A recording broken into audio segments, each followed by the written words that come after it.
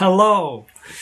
A Stop at Willoughby is a classic of classics. I mean, it's in May in 1960. It's the 30th episode of the first season of a franchise that's going to run for many years in several incarnations, and it's just a breathtaking little episode.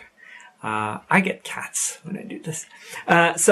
It's all about escapism and poor Mr. Williams, and this episode predates the now common trope that coughing means death, which is what you see in movies.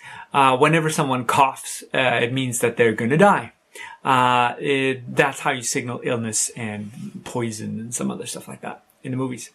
This predates that, so instead he's doing this thing. He's holding his chest, to sort of tell us about the fact that he's in pain. Could be an ulcer, it could be a cardiac episode, we don't know. He's not having a good time anyway.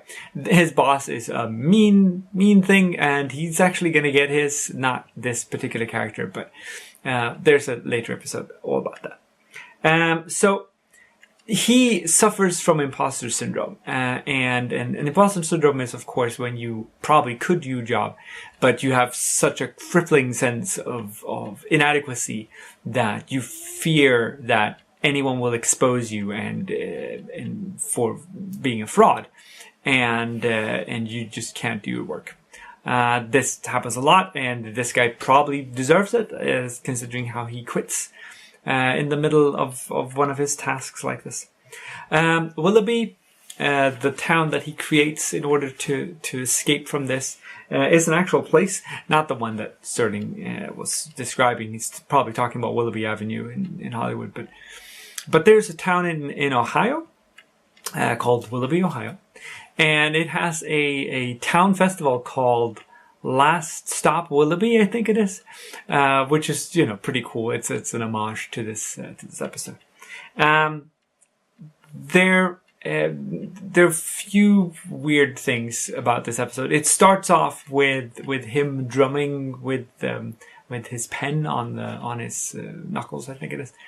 And at the same time, the soundtrack is playing in the background, and it just reminded me so much of Here Come the Drums from Doctor Who with the Master. But that's another story.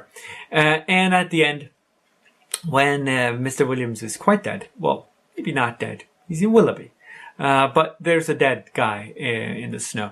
That is not snow. That's not even what snow looks like.